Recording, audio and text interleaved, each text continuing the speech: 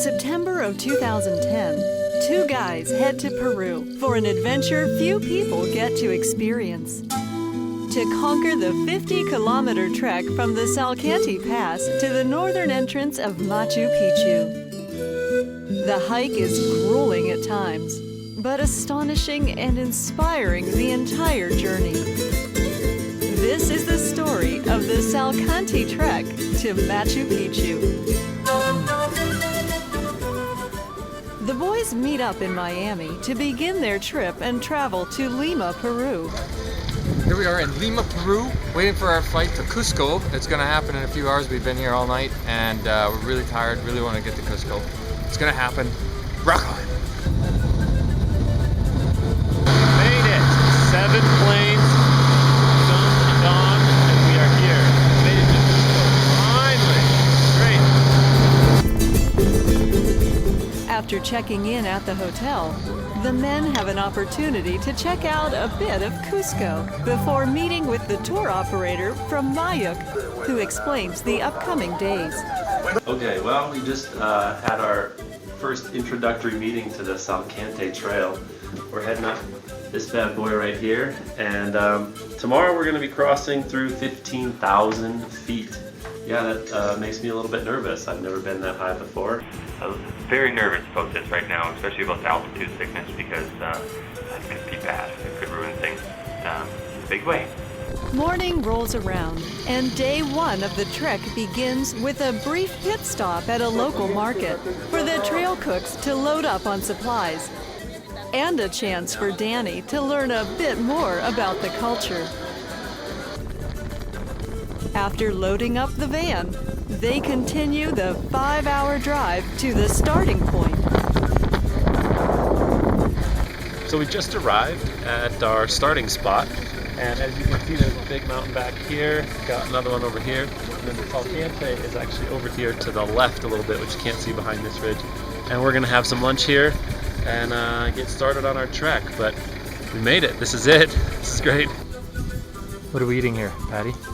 Mashed potatoes stuffed with tuna fish, avocado, and mayonnaise. We call causa rellena. So, who's all on this journey? Aside from Danny and Tim, there's Patty, the English-speaking guide, the 2 horsemen, Gregorio and Francisco, and the cook, Lucho. Additionally, 4 donkeys and 1 horse are used to move all the food and gear around for the next few days. At 3 p.m., after some prep, the trekking begins. In no time at all, the guys are amazed by their surroundings and the reality of what's ahead. How you doing, Danny? This is awesome, man. I'm absolutely loving it. It's great. I just still am in awe that we're here doing this. It's fantastic. The boys already know these next few hours are the hardest of the entire hike.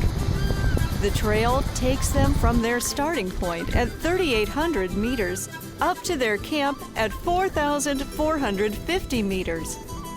The air is thin, the breathing is hard, and every footstep is an effort. We've got some company here on the trail, hoping that he's not going to hurt us as we walk by or push us off. He's just decided to do the trail himself, I guess. Moving over here. How's it going, Timmy? Hey Danny, you know how I know that it's really freaking high right now? How's that? There's a freaking cloud right there. We're up in the clouds. We just walked up into the clouds. Yeah! At 5:40 p.m., they arrived successfully and proudly at the high-altitude camp, where tents and hot tea are already waiting. All right, here we go. Opening up the tent. My fingers aren't working well because they're cold. They won't even seem to shut well, but that's okay. There you go. And they said it's going to be below 0 tonight. Cooking tent, galley tent. That's our tent. Over there is the latrine tent. That's Patty's tent. And there's a lake over there. What are you eating right now? I was just eating my soup. What kind? It's a corn soup. Looks like it's got some corn, A little bit of egg maybe. What did we have for supper tonight? Recap the supper. Oh man, supper. Geez, we started out with tea. That was good, and then we had some soup. We Tea, had some corn soup. It was corn soup, local corn soup, really good soup. Yummy, with some salsa that was kind of spicy. Yeah, chicken and mashed potatoes for dinner that rivaled any restaurant you've been at. Yeah. And then this Surprise us with a dessert. it was bananas on top of this kind of berry clear pudding afterwards. I don't really know what you'd call it, but it was good. Yeah. So I mean they've fed us really well. A little tired. I mean it's probably only 9 o'clock, but I think we're gonna crash. It's gonna be in early morning, 6:30, and get going. So. And about what temperature is it right now? It's probably about 0. Yeah, it's going to be freezing. It's probably going to be below freezing tonight, and my toes are already cold. A little bit worried about them. Yeah. I like my little piggies. They need to go to market. We'll see you again in the morning. That's it. Good night. Spirits were high before bed. But when morning comes, altitude sickness is no longer a worry. It's a reality. It was the roughest night I've had, possibly ever. Couldn't sleep. My head was hot. Stomach was nauseous. Feet were cold. Kept tossing and turning. Couldn't wait for the morning to get here, and now all I want to do is just lay here and sleep. I don't know. How are you feeling? Oh yeah, feeling the same way. I had to just go outside and sit on a rock for a little while last night, and yeah, not feeling so good. Feeling better this morning. Took a Tylenol. All good. One of the things they don't tell you about. After a light breakfast, the duo follows Patty up to the summit. Only another 150 meters in altitude, but the pace is slow due to the thin air. The motivation isn't easy to find. We made it. 4,550 meters. Is that right? Yes. Yeah, that's where we're at right now. Finished the hike this morning. Well, finished at the summit here this morning. And feels good. Feels good. With the hardest part behind them, from this point on, the trail is literally all downhill. It's easier to breathe with every step. More energy is gained with every degree it gets warmer. And the excitement increases around each valley ridge. As the group descends, they walk through tiny streams and dusty potato fields. But as they progress, the trail becomes more thriving and active. That is a sheer drop right down there. That valley. After a stop for a quick lunch and much-needed rest, the day's journey continues down the valley into the thickening Peruvian forest. The trees get taller and greener, and the water runs deeper and faster as the day goes on. What's happening, Danny? Not much. Walking across the bridge in the Andes.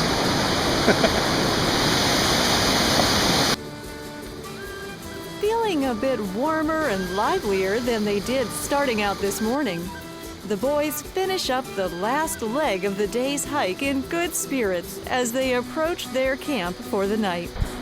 So that is where we're going to be staying tonight. We're hoping that it's going to be a lot warmer tonight than it was last night because it was really cold, and altitude's a lot lower, so we should be good. The cow that's following Timmy. Not sure why he's following us, but he is. I'm hoping he goes right by us. Is this safe?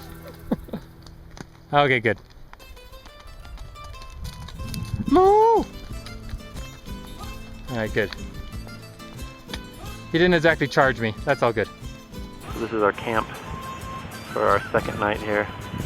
There's a valley over in front of us there that's towards Machu Picchu. Those are the horses and mules that we're taking with us. Yeah. They're not running away out on some mountain. They're going to be right outside our tent today. And then we walked down that valley today, around down there over a bridge, and back up this side over here. Okay, so today we descended from the highest point to one of the lowest points, which is kind of bullshit too, but that'll work for now. And we weren't feeling so good in the morning, but now we're feeling a lot better. Yeah, it was a rough day at the beginning, but we made it through, and we started to just come down. The legs we're feeling a bit, but it's good. We finished up strong, I think, after lunch. Yes, we did. Had a good supper, had a good lunch. Everything got chased by a cow, and Danny had a chicken run across his chest. Yeah, all in all, a good day. Day 3 begins with a switchback descent to the Video. river below, which the trail follows all morning. Stunning and refreshing waterfalls, some dodgy old trail bridges, and a few shallow creek beds are all part of the day's highlights.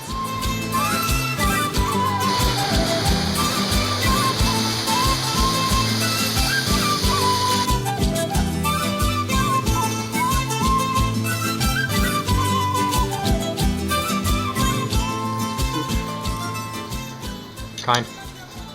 Asparagus. Peruvian asparagus soup.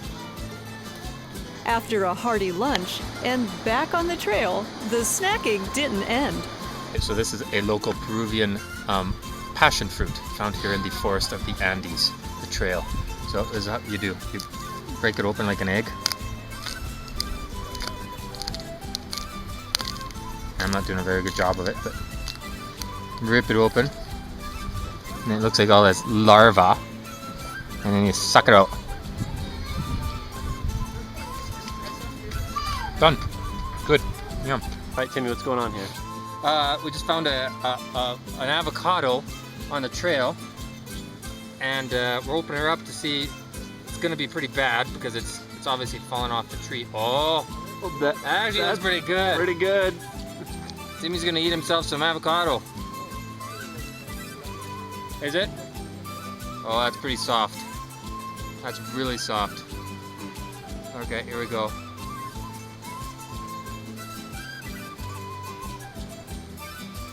Right. Absolutely right.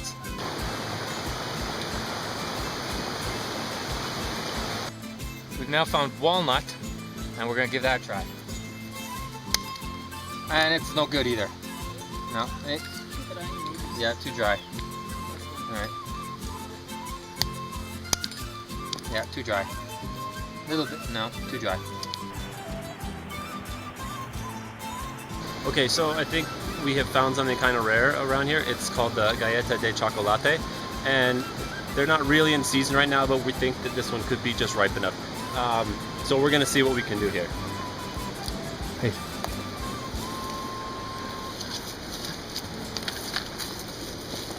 Now there's supposed to be kind of a chocolatey outside to the taste, and then a bit of a vanilla nougat type flavoring on the inside if it's ripe. So if we're lucky, let's see here. Yeah, there's the vanilla. Yeah, see. Yeah, pretty good. Pretty good. Let's see here. Yeah, a little crunchy, but I think that's okay. Here, Jimmy, you want some? Oh yeah. Banana. This one's gonna taste horrible. What? Yeah. Poison? Oh. Well, then I guess I won't eat it. With full stomachs, the day comes to an end as they approach another beautiful camp location, this time on the edge of a small village.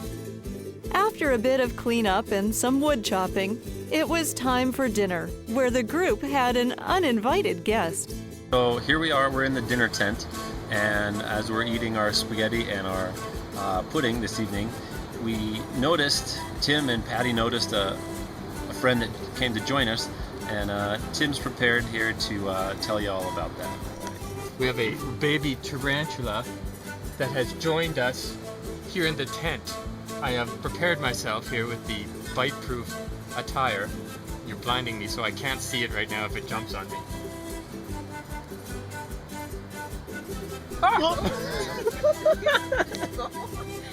No, it's right there. Where? I have my light on it. Is it bad luck to kill a spider? Here we go.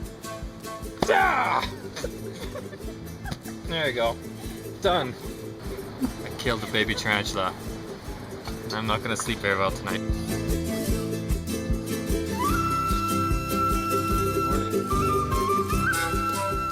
Morning comes and day 4 begins. No hiking this morning, Instead, a 4-hour car ride to the hydroelectric plant where the trek continues. The road is narrow and basic and covers some stunning territory. So here we are. We just got dropped off at the hydroelectric plant and we're starting our 3-hour trek towards Aguas Calientes. And then behind us here is our first view of Machu Picchu. Now, at about 2,000 meters, the trail is lush and tropical.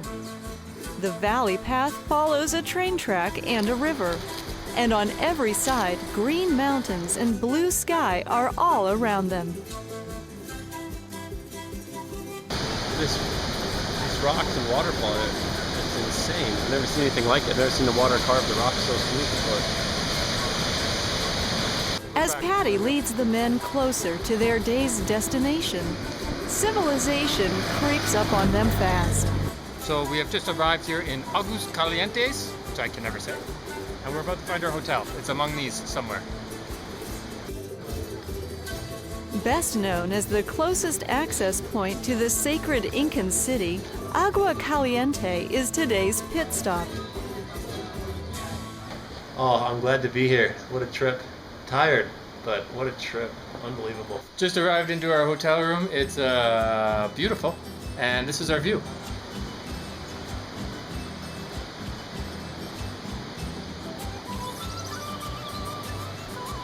After a look around town and a relaxed meal, it's time for some local culture. All right, we're here and we have a local drink called the Pisco Sour. Pisco is a local liquor and the sour is how it's recommended to be drunk, so cheers.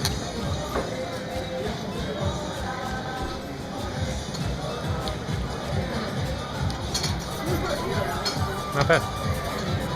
Okay.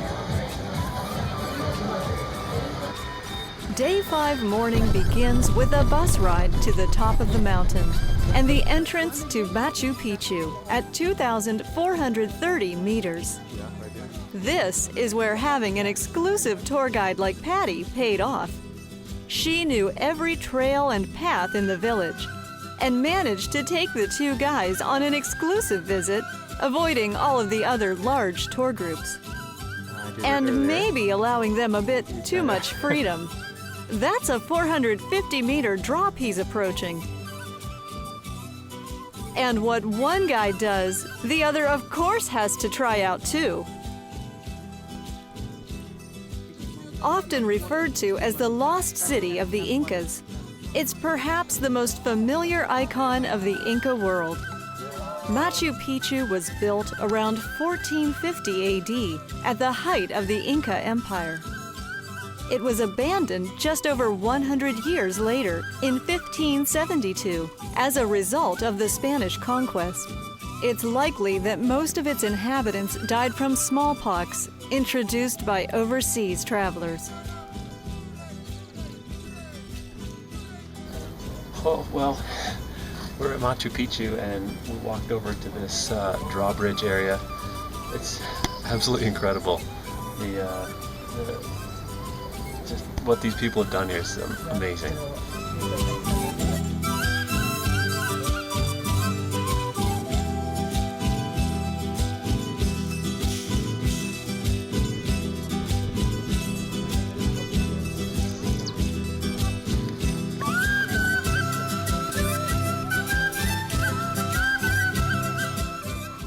It's crazy. We're inside the royal residence here at Machu Picchu. And the architecture and the work these guys did to get all these blocks together is impressive. Astonished and perplexed by the impossibilities of building such structures so long ago, afternoon comes and it's time to depart. No more trekking though. Patty cut the duo loose and sent them back to Cusco on a nice, comfortable train ride that included both a meal and a standard alpaca wool fashion show.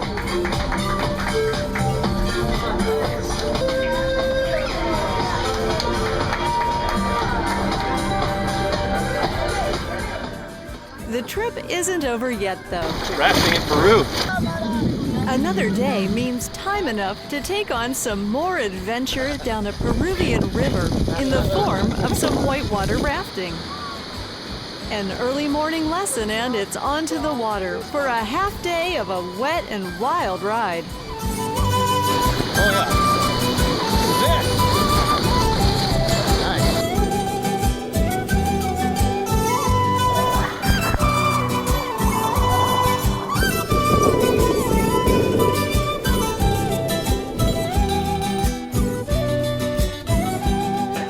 But it's not over just yet. Top this whole experience off with a couple goes on the zip line.